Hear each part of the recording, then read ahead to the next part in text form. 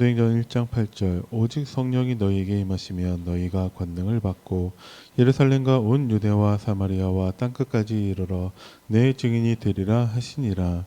사도행전 4장 12절 다른 이로서는 구원을 받을 수 없나니 천하 사람 중에 구원을 받을 만한 다른 이름을 우리에게 주신 일이 없음이라 하였더라.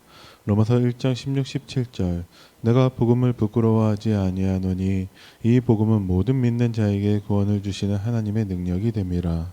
먼저는 유대인에게요 그리고 헬라인에게로다. 복음에는 하나님의 의가 나타나서 믿음으로 믿음에 이르게 하나니 기록된 바 오직 의인은 믿음으로 말미암아 살리라 함과 같으니라. 로마서 5장 8절 우리가 아직 죄인 되었을 때 그리스도께서 우리를 위하여 죽으심으로 하나님께서 우리에 대한 자기의 사랑을 확증하셨느니라. 로마서 8장 2절 이는 그리스도 예수 안에 있는 생명의 성령의 법이 죄와 사망의 법에서 너를 해방하였음이라. 아멘.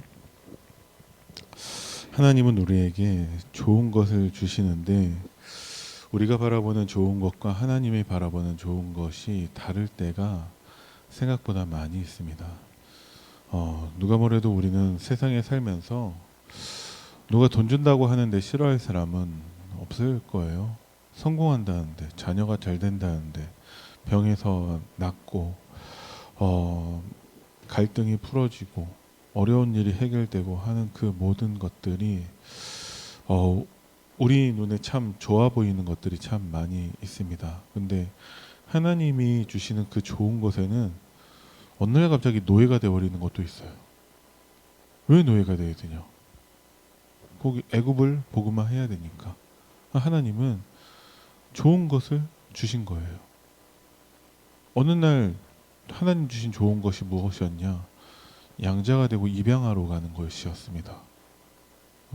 그리고 어렸을 때 고아처럼 있었고 혼자 있었고 포로로 끌려가고 속국이 돼버리고 그게 하나님이 주신 좋은 것입니다.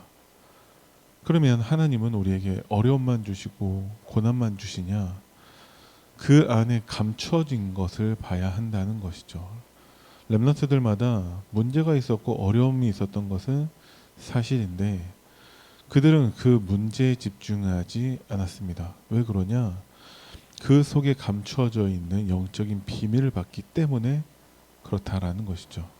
더 엄밀히 얘기하면 문제 이전에 이미 하나님의 언약을 붙잡고 있었습니다. 그래서 우리는 하나님의 말씀 따라가는 말씀 신앙이 되어야 합니다. 말씀 신앙이 되는 사람들의 특징이 이 세 가지 기도입니다. 어떤 문제가 있더라도 늘 하나님 자녀의 기도를 합니다. 그리고 어떤 상황에서도 보좌의 능력 9가지를 누리는 기도를 합니다. 그리고 이 능력을 세상에 전달하는 기도를 합니다. 그래서 많은 사람들의 기도와 다른 것을 찾고 구하고 두드리고 있어요. 그게 차이입니다. 하나님 자녀의 기도와 보좌의 능력 9가지를 누리는 기도가 똑같습니다. 왜냐? 하나님이 주신 약속은 한 가지밖에 없어요. 하나님은 고난을 주시는 분이 아니에요. 하나님은 우리에게 문제를 주시는 분이 아닙니다. 하나님과 함께하는 축복을 누리게 하시는데 우리의 체질이 창세기 3장이다 보니까 그냥 하나님이 함께하는 것으로 왔을 때 우리가 그것을 좋은 것으로 보지 않아요. 그래서 하나님은 우리에게 하나님과 함께하는 축복을 누릴 수 있도록 문제도 주십니다. 왜? 문제를 통해서 복음이 필요하다는 것을 깨닫게 하기 위해서입니다. 어떤 때는 고난도 오고 핍박이 올 수도 있어요. 그런데 하나님과 함께하는 축복을 누리고 있는 사람들은 그런 문제, 어려움, 고난, 핍박 등을 집중하지 않습니다. 왜? 끝난 거니까. 그래서 우리는 날마다 하나님 주시는 말씀으로 끝내야 됩니다. 끝내는 게 뭐냐? 이 말씀을 네 입에서 떠나지 말게 하고 주야로 묵상하며 그 가운데 기록된 대로 다 지켜 행하는 것이 끝내는 것입니다. 문제에 집중하는 게 아니에요. 그래 문제 내가 해결할 수도 없으니까 그냥 내버려 둬야겠다. 문제에 집중하는 게 아니라 문제가 상관이 없어요. 왜? 하나님 말씀에 집중하기 때문에 그렇습니다. 하나님이 나와 함께 하시는구나. 여호수아에게 그 약속을 하셨죠. 내가 모세와 함께 했던 것 같이 너와 함께 하겠다. 너를 떠나지 아니하며 너를 버리지 아니하리라. 그게 하나님의 약속이에요. 그래서 요단이 가로막고 있는데 여호수아는 하나님과 함께하는 축복을 누립니다. 여리고가 막고 있는데 하나님의 언약에 집중한다는 거죠. 그러니까 하나님이 구체적으로 어떻게 해야 되는지 또 말씀해 주고 계십니다. 그러니까 우리가 자꾸 문제에 집중하는 것이 아니라 하나님 말씀에 집중한다면 그 말씀이 구체적인 것까지도 우리에게 지시해 주시죠. 근데 그만큼 우리가 하나님 말씀에 집중하지 않는 거예요. 많은 성도들이 이렇게 뭔가 상담하거나 질문할 때 목사님 이럴 때 어떻게 해야 됩니까? 그걸 제가 어떻게 합니까? 제가 뭐 점쟁이도 아니고. 근데 뭐라고 해야 되냐? 강단 말씀에 집중해 보세요. 왜? 하나님이 분명히 답을 주셨다고. 근데 그것을 집중하지 않기 때문에 내가 발견하지 못하는 거죠. 아니 그러면 목사님이 그 강단 말씀에서 답을 찾아서 전달해 주면 되지 않습니까? 네, 그럴 수도 있겠죠. 근데 언제까지 그렇게 하겠냐고요. 하나님은 하나님과 나 사이에 그리스도 말고 그 어떤 것도 있기를 원하지 않으세요. 그래서 한두 번 도움받을 수는 있겠죠. 갓난아기가 태어나서 아무것도 못하거든요. 그래서 잠깐 도움을 받을 수 있지만 그거는 하나님이 원하시는 게 아니에요. 그래서 나와 하나님 사이에는 오직 유일한 길 예수 그리스도만 있어야 됩니다. 그 사이에 자식이 있다. 그것을 우상이라고 합니다. 그 자리에 예수 그리스도 말고 돈이 있다. 그거는 100% 우상입니다. 예수 그리스도 자리에 목사님이 계신다. 100% 우상입니다. 그래서 우리는 잠깐 도움을 받을 수 있다 할지라도 오직 예수 그리스도만 하나님과 나 사이에 계시게 해야 한다라는 것이죠. 자, 우리가 하나님의 말씀 따라가는 말씀 신앙을 하면서 우리는 기본적으로 좀 배려해야 돼요. 무엇을 배려해야 되냐? 은혜 받을 수 있도록 배려해야 됩니다. 은혜 받을 수 있도록 참을 수도 있어요. 기다려줄 수도 있어야 돼요. 은혜 받을 수 있도록 뭐라고 따끔하게 한마디 해줄 수도 있어야 됩니다. 그것을 구분할 수 있는 그 영적인 지혜가 우리에게 필요하겠죠. 무조건 참아야 되냐? 아니에요. 자식이 잘못된 길로 가고 있는데 그냥 무조건 참고 있다. 그건 올바른 부모가 아닙니다. 그럼 무조건 뭐라고 하고 잔소리해야 되냐? 그것도 올바른 교육은 아닙니다. 어떤 때는 참아줄 수 있어야 되고 어떤 때는 기다려줄 수 있어야 되고 어떤 때는 우리가 혼낼 수도 있어야 한다는 것이죠. 그것을 구분하는 것이 영적인 지혜입니다. 하지만 더 중요한 것은 우리가 증인으로 서야 한다는 것이죠. 그러면은 잠시 잘못된 길로 빠진다 할지라도 보고 배운 대로 돌아오게 돼 있어요. 그러니까 유광수 목사님께서 잠시 잘못된 길로 갔지만 하지만 자기가 늘 보고 배운 것, 그게 어머니의 뒷모습이라는 것이죠. 그거 따라가는 거예요. 그죠? 그러니까 우리가 증인으로 서야 되는데 어떤 증인이냐? 말씀 신앙의 증인이어야 한다는 것이죠. 그래서 그것을 위해 사모늘 실천이 중요합니다. 오늘의 말씀, 그 말씀 붙잡고 오늘의 기도, 그 말씀을 전달할 오늘의 전도라는 것입니다. 이것을 지속했을 때 하나님이 예비하신 제자를 만나게 하십니다. 왜? 증인이니까. 내게 있는 것으로 내게 주노니가 될 수 있다라는 것이죠. 우리가 복음 안에서의 중요한 렘넌트들에게 멘토 역할을 한다라는 것은 그들을 살리는 것입니다. 무조건 참아주는 것도 아니고, 무조건 기다리는 것도 아니고, 무조건 혼내는 것도 아니고, 그 렘넌트의 영적 상태를 봐야 되고, 그때 말씀의 흐름을 봐야 되고, 그때 교회의 시간표도 봐야 되고, 하나님의 방향도 봐야 되고, 그 말씀의 구체적인 내용도 우리가 가지고 있어야 한다는 것이죠. 하지만 기본적으로 여러분들이 살리는 사람이 되어야 합니다. 교회에서 드러나지 않게 뭐 돈을 받는 것도 아닌데 봉사하고 헌신하시는 분들이 많이 있어요. 그분들에 대해서 우리가 배려해 줄 수 있어야 합니다. 그건 무엇이냐? 감사한 마음이 있어야 한다는 것이죠. 그런데 예전에 우리나라 어떤 영화에서 나온 대사인데, 호의가 계속되면 그게 권리인 줄 안다라고 하는 말이 있거든요. 누군가가 매일 아침 우리 집 마당을 쓴다라고 했을 때 그냥 쓸어주는 거예요. 그 사람이 호의를 베풀어 주는 거죠. 근데 어느 날 보니까 안 쓸었어요. 쓰레기가 가득해요. 그래서 그 사람들이 그걸 보고 당연하게 뭐라고 한다니까요. 왜 안 청소 안 하냐, 안 쓰냐. 그럼 그거 내가 왜 하냐? 라고 하는데 뭐라 하겠어요? 맨날 하지 않았냐? 맨날 하는 게 내가 꼭 해야 되는 거냐고. 할 말 없잖아요. 근데 그게 많은 사람들의 인식이 호의가 계속되면 그게 권리인 줄 알아요. 그래서 교회의 일들 가지고 만약에 뭔가 잘 안 됐을 때 지적을 해요. 그렇게 사람을 다 죽여버린다라는 것이죠. 배려하는 마음이 없다라는 거예요. 그죠?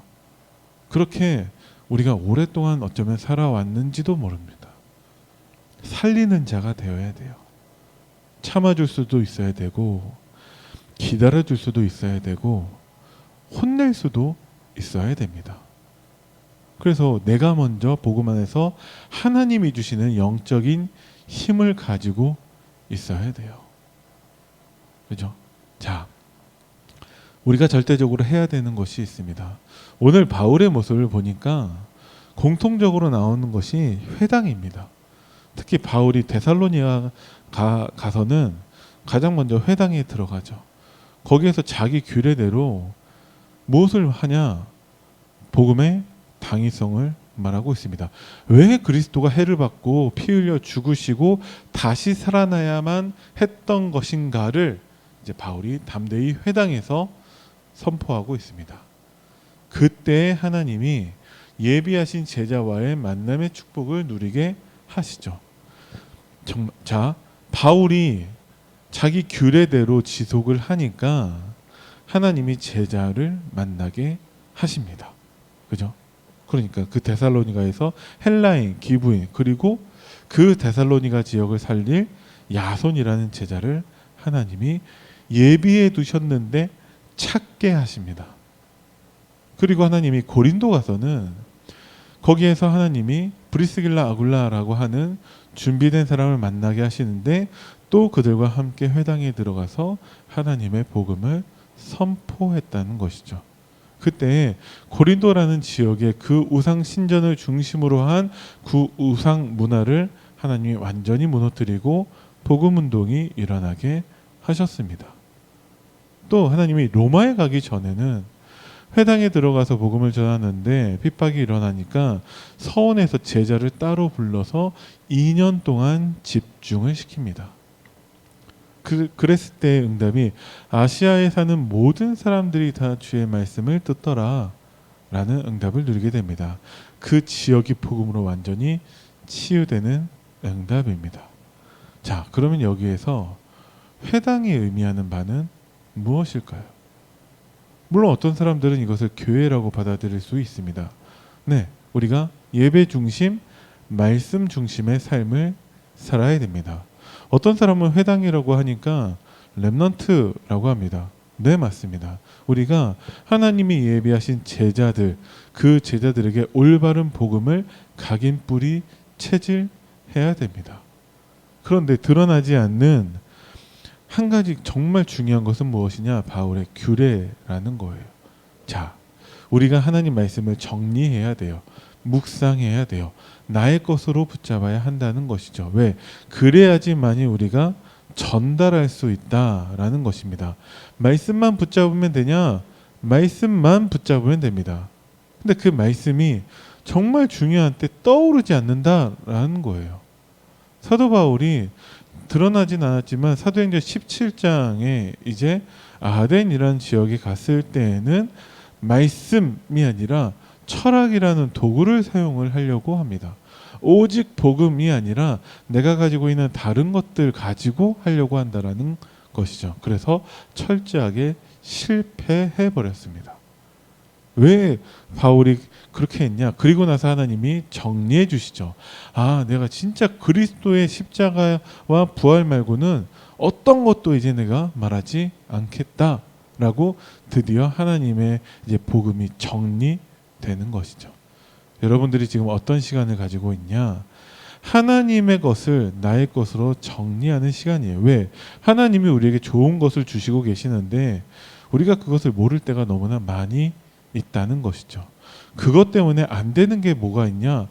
제자들에게, 후대들에게, 렘넌트에게 정확한 언약, 올바른 복음을 전달하는 것에 실패한다라는 것이죠. 그래서 여러분들이 나의 것을 정리하셔야 됩니다. 그것을 여러분들이 기록해 보시기 바랍니다. 내가 붙잡은 하나님의 언약, 예수는 그리스도시고 모든 문제 해결자이시고 하나님이 지금 성령으로 나와 함께 하십니다. 나에게 어떤 문제가 있든지 간에 그 문제보다는 하나님이 크신 분이에요. 그러면 그 문제 가운데는 반드시 하나님의 계획이 있습니다. 그 계획을 보는 것이 영적인 눈인데 그래서 우리가 하나님 말씀에 집중해야 된다라는 것이죠. 제가 지금 한 6가지를 말씀을 드렸어요. 정리된 것을 말씀드리는 겁니다. 목사님 한 번만 더 얘기해 주세요. 제가 아직 못 적었어요. 적을 필요 없어요. 내가 정리하셔야 됩니다. 그래야 내 것이 되는 거예요. 그죠? 똑같은 음식을 먹는다 할지라도 제 입으로 씹는 음식만 제 것이 돼요. 이것을 씹어줘서 넘기는 거는 깐난하기밖에 안 해요. 내가 씹으면 됩니다. 내가 씹어야지 내가 삼킬 수 있는 거예요. 다른 사람이 씹는 것은 다른 사람 거라는 거예요. 그래서 여러분들이 정리하시면 됩니다. 어떻게 하면 되냐? 정말 하나님 말씀에서 생명걸 가치를 발견할 때까지 집중하시면 돼요. 아, 이게 진짜 나에게 답이구나 라고 결론 날 때까지 집중하시면 됩니다. 이번 주 강단 말씀이 완전히 답으로 보일 때까지 여러분들이 말씀에 집중하시면 돼요. 이 말씀을 네 입에서 떠나지 말게 하고 주야로 묵상하며 그 가운데 기록된 대로 다 지켜 행하라. 아니 그러면 이번 주 강단에서 뭘 지켜 행해야 되냐? 그게 나올 때까지 집중하셔야 돼요. 내가 할 수 있는 거, 작은 거, 쉬운 것을 찾아보시기 바랍니다. 근데 그것이 창세기 3장, 6장, 11장에서 나오는 달란트를 바꿔야 돼요. 이 달란트는 무엇이냐? 창세기 3장, 6장, 11장에서 나온 달란트, 사탄이 주는 것입니다. 어떤 달란트냐? 말씀을 놓치게 만드는 달란트를 말해요. 세상 것을 부러워하는 달란트를 말해요. 우리가 다 그 달란트가 있다라는 거죠. 전문적으로 말씀을 놓치는 것을 너무나 잘하고 있습니다. 세상 부러워하는 것은 누구보다도 확실하게 잘할 자신이 있죠. 왜? 창세기 3장, 6장, 11장에서 나온 달란트들을 다 가지고 있는 거예요. 이것을 다 뒤집고 바꿔야 됩니다. 그래서 누가 뭐래도 어떤 상황이라도 하나님의 말씀만 붙잡는 달란트가 되어야 돼요. 우리 렘넌트들에게 그 체질을 전달해야 한다라는 거죠. 세상 것을 부러워하지 않고 세상을 두려워하지도 않고 그렇지만 세상을 우습게도 보지 않는 그 달란트가 우리에게 필요합니다. 어떻게 하면 됩니까? 말씀에 집중하시면 됩니다. 말씀 신앙이면 된다는 것이죠. 그래요. 사도행전 13, 16, 19장에 네피림의 전문성을 바꿀 수 있습니다. 우리가 틈만 나면 하나님 아닌 다른 것들 의지해요. 나 자신 의지하죠. 돈 의지하죠. 세상 의지하죠. 부모님 의지하려고 하죠. 사람 의지하려고 하죠. 그리고 눈에 보이지 않는 다른 존재까지도 찾아갑니다. 그게 우리의 전문성이라는 거예요. 이것을 바꿔야 됩니다. 나조차도 알지 못하는 네피림의 전문성이 뿌리 내려 있다라는 것이죠. 이것을 바꿔야 됩니다. 그리고 불신자 상태 6가지로 돌아가는 그 현장 문화를 바꿔야 됩니다. 우리가 하루에 5분만 하나님 말씀에 집중해도 됩니다. 라는 것은 30년이 지나도록 하루에 5분만 집중하라는 말이 아니에요. 그 나머지 23시간 55분을 바꾸라는 것이죠. 그래서 24시 하나님은 우리와 함께 하시기 때문에 24시 복음을 누리라는 것입니다. 이번 주 강단 말씀 본론 옆에 있는 내용이 뭔지 아십니까? 이번 주 강단 말씀 본론 옆에, 본론하고 옆에 있는 거, 24 복음을 누린 모세, 여호수아, 갈렙입니다. 그죠? 그게 하나님의 목표예요. 우리가 틈만 나면 불신자 상태 6가지로 돌아간다는 거죠. 불신자 6가지 상태 첫 번째가 뭐죠? 나 중심이라는 거예요. 왜? 하나님 중심이어야 되는데 사단 마귀 그 종이 되었기 때문에 틈만 나면 나 중심으로 돌아갑니다. 그래서 내 유익, 내 생각, 내가 주인인 상태로 돌아가게 된다는 것이죠. 그거 바꿔야 됩니다. 24시 하나님과 함께하는, 그래서 하나님이 우리의 주인 되시는 그 응답을 누려야 됩니다. 어떻게 하면 됩니까? 하나님이 보시는 것, 하나님이 우리에게 주신 것, 거기에 집중하면 됩니다. 하나님이 무엇을 보십니까? 말씀을 통해서 우리에게 알게 하셨어요. 하나님이 무엇을 주셨습니까? 좋은 것, 강단 말씀을 주셨습니다. 거기에 집중할 때 하나님이 우리에게 사탄의 12가지 그 모든 문화를 다 완전히 바꾸는, 그래서 후대들 렘넌트들에게 우리가 복음의 증인되는 응답을 누리게 하실 줄을 믿습니다. 기도하겠습니다. 살아계신 하나님 은혜를 감사드립니다. 우리가 강단 말씀 붙잡고 말씀 따라가는 말씀 신앙이 되게 하여 주옵소서. 하나님의 말씀을 내 입에서 떠나지 말게 하며 주야로 묵상하고 우리가 말씀에 기록된 대로 다 지켜 행하는 자가 되어서 사탄의 12가지 그 문제를 완전히 바꿔서 정말 하나님 말씀 신앙의 증인 될 수 있도록 주님이 우리를 축복하여 주옵소서. 감사를 드리며 우리 주 예수 그리스도 이름으로 기도드립니다. 아멘. 하늘에 계신 우리 아버지여, 이름이 거룩히 여김을 받으시오며 나라의 임하옵시며 뜻이 하늘에서 이루어진 것 같이 땅에서도 이루어지이다. 오늘날 우리에게 일용할 양식을 주옵시고 우리가 우리에게 죄 지은 자를 사하여 준 것 같이 우리의 죄를 사하여 주옵시고 우리를 시험에 들게 하지 마옵시며 다만 악에서 구하옵소서. 나라와 권세와 영광이 아버지께 영원히 있사옵나이다. 아멘.